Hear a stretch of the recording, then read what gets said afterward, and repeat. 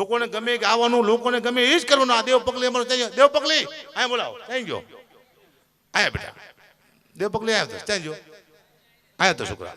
આ દેવ પગલી માટલા માથે માટલું એવું ઘણું ગાયું છે. સંસ્કારની પથારી ફેરી નાખી દેશના. અહીંયા રોકસ્ટાર થઈ ગયો ભાઈઓ. અહીંયા એની ઓળખાણ આપું. દેવ પગલી એટલે લાગે છે તમને પાપા પગલી જેવો, પણ છે દેવ પગલી. આવતો રહે જો ચેન પહેર્યો છે, ગાને બાંધે આવો. અહીંયા તો બેટા ભાઈ બહુ નવી જો આવતો રહે.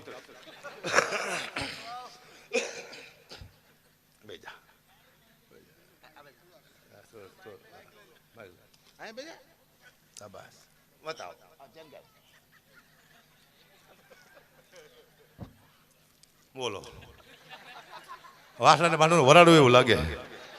હવે દોય પછી આ દોરાની લે ફેર દુઃખની વાત છે પણ કરવી પડશે. દેવ પગલી નામ છે. અમારા ગામમાંનો પ્રોગ્રામ રાખ્યો તમે બધા એમ કે હે કાબા દેવ પગલી ક્યારે આવવાની છે, દેવ પગલી ક્યારે આવે. મેં તારો બાપ ભાઈ નથી, બહેન નથી, ભાઈ છે. અને બેન હતા બધા કે ભાઈ એ છે દેવ પગલી કીધું ને. સાધુ દીકરો છે, મારો ખાસ મિત્ર છે જીગરજાન. ને અદભુત ગીત આવ્યા માટલા માથે માટલું, ચાંદવાલા મુખડા, એના કેટલાય દુખડા બધાને સંભળાવી દીધા છે દુનિયાને. અદભુત દેવ પગલી છે. વાહ બેટા વાહ. જો ઘડિયાળ, આની કોઈ વસ્તુ નબળી ન હોય. ઘડિયાળ છે સ્ટીરિયો છે એ ખબર ન પડતી હાથમાં. વાહ રુદ્રાક્ષ છે એ બરોબર છે. ચંદન છે, તને વંદન છે, બરોબર છે. જિગ્નેશભાઈ અદભુત આપણામાં ભેગો થયો. ચશ્મા જો દુનિયાથી અલગ જ મારો દીકરો પડે છે. હા આના ગીતો એવા આવ્યા છે, ચાંદવાલા મોકળા, માટલા માથે માટલું. એક પણ ગીત સાંભળીને તમારા બાળકને સંસ્કાર ન આવે, સંસ્કારના બે હાલ થઈ જાય એવા ગીત ગાય છે. પણ એટલા બધા માણસોને સાંભળે હું કલ્પના નથી કરી શકતો. અબજો માણસો એક મહિનામાં 600 મિલિયન લોકો, એટલે કેટલા કરોડ થયા? 60 કરોડ. આ મહિના બાપુ 629 લોકો સાંભળ્યા. દર મહિનાનું આનું રિવ્યુ આવે છે. એટલે 60 કરોડ માણસો મહિનામાં આને સાંભળી લે છે. બોલો માણસો કહેવાય છે આને સાંભળી લે છે. મને સાંભળવો જોઈએ, સારી વાતો કરું છું, આનંદ કરાવું છું, લોકોના દુઃખ દૂર કરું છું. મારા દીકરો આનું હાલે છે. દુઃખની વાત છે પણ કરવી પડશે. બદલાણું બાપુ, દુઆ બદલાણા, છદ બદલા, લોકગીત આ સ્ટેજમાંથી તમને લાઈન સંભળાવું. આપણા લોકગીત જાઓ તો ગીત કેવા હતા આપણા ગુજરાતી, અને અત્યારનું તમે ગીત સાંભળો ગુજરાતી, કેટલો ફરક પડી ગયો છે. આને સંભળાવું તમને. આ તું કેવું ગીત પહેલા તો બાપુ આપણા લોકગીત એકાદી લાઈન. હે તમારા દલડાને તમારા રોદિયાને, હે તમારા મનડાને વારો મારા રે હમ મારો જે રે.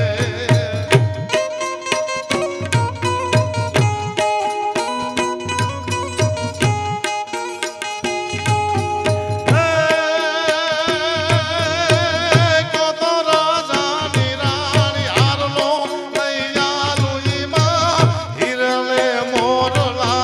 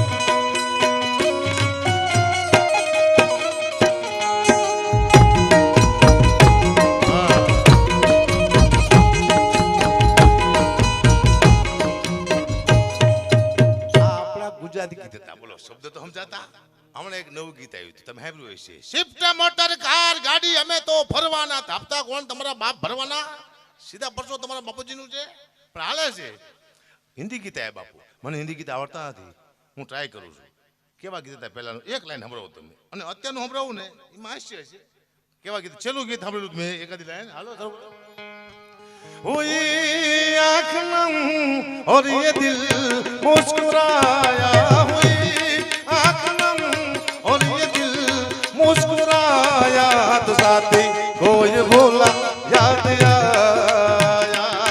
कोई साथी कोई भूला याद आया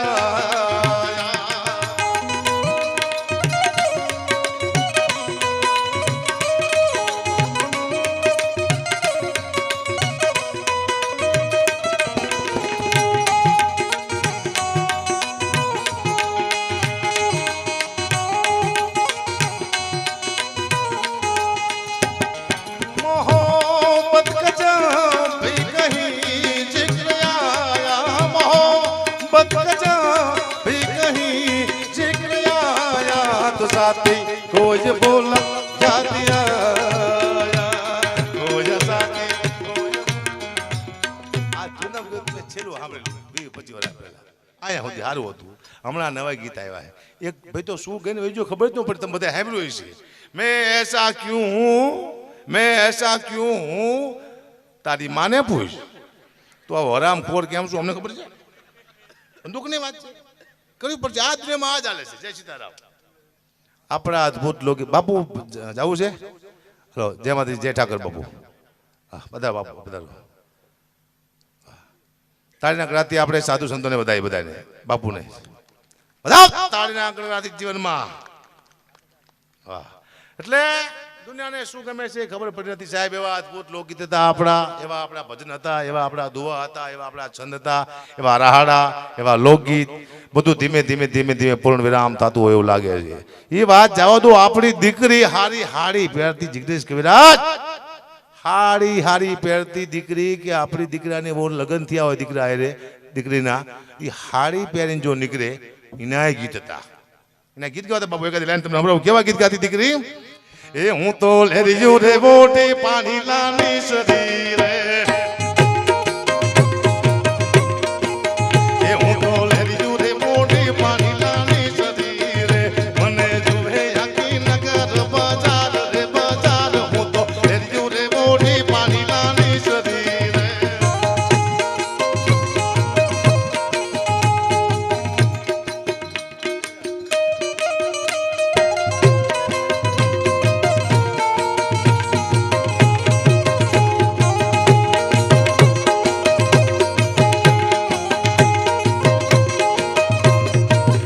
મારા સસરાજીનું લીધેલ લેરિયું રે એ મારા સસરાજીનું લીધેલ લેરિયું રે મારી સાસુજીએ પાડી રૂડી ભાત હું તો લેરિયું રે મોટી પાણી લાની સદી રે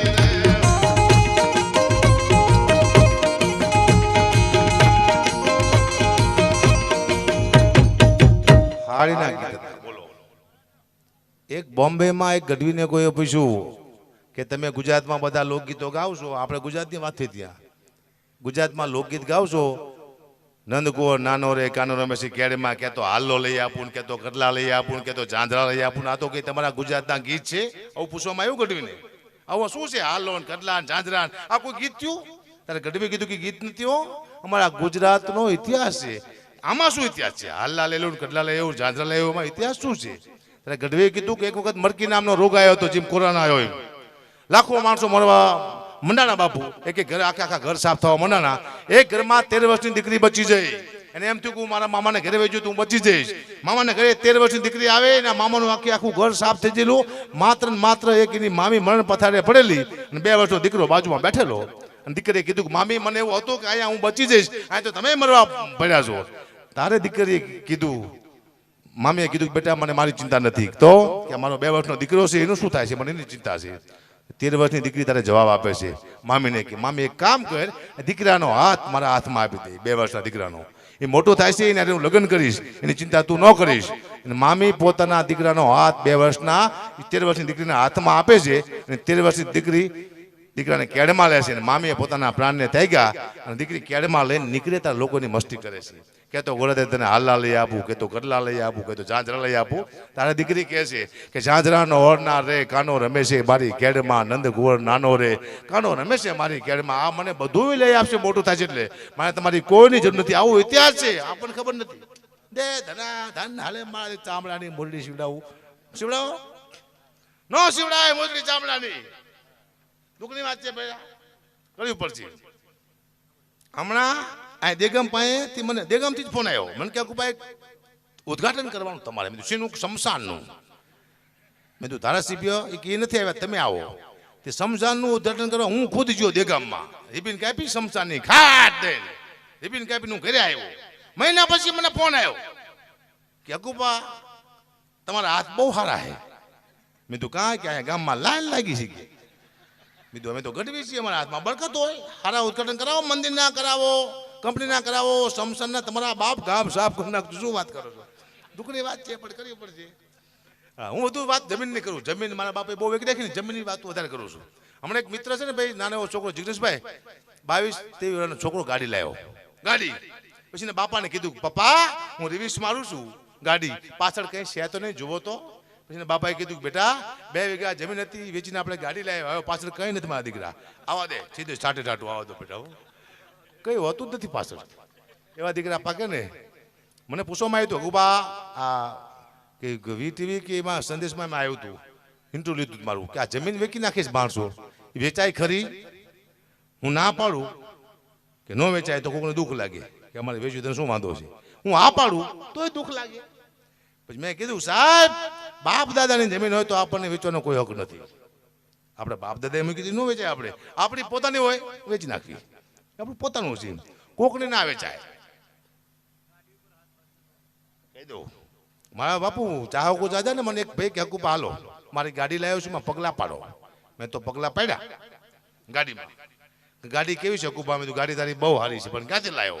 મને કે 40 વીઘા જમીન વેચી એમાંથી હું આ 22 લાખની ગાડી લાવ્યો. ગાડી કેવી છે? બહુ સારી છે ગાડી, પણ માથે લખ્યું છે કુળદેવીની કૃપા એ પૂછી નાય.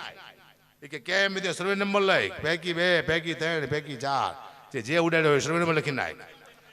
જમીન વેચીને તમે ગાડી લો તો સર્વે નંબર લખવાનું. આપણે 27 28 જે ઉડાડ્યો હોય લોકોને ખ્યાલ હોય કે આને ઉડાડી દીધો છે. ભાઈ લોકોની વાત છે, કરવી પડશે. હા, અને આ દેવ પગલી કહે છે આબરૂ વાળો ચોખ્ખો. આબરૂ દુનિયામાં છે જ નહીં ક્યાંય.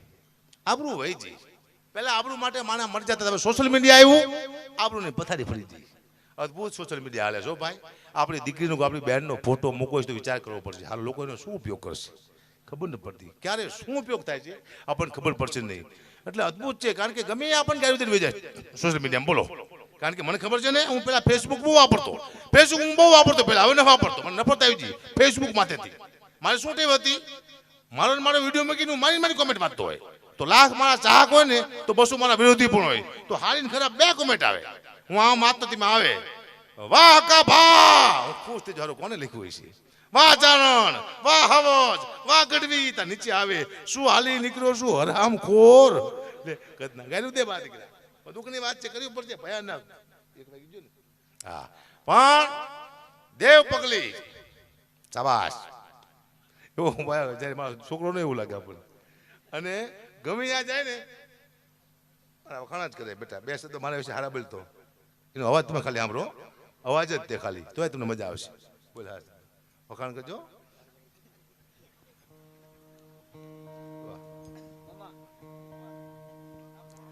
બાપુ વાતું નહીં, આ બોલે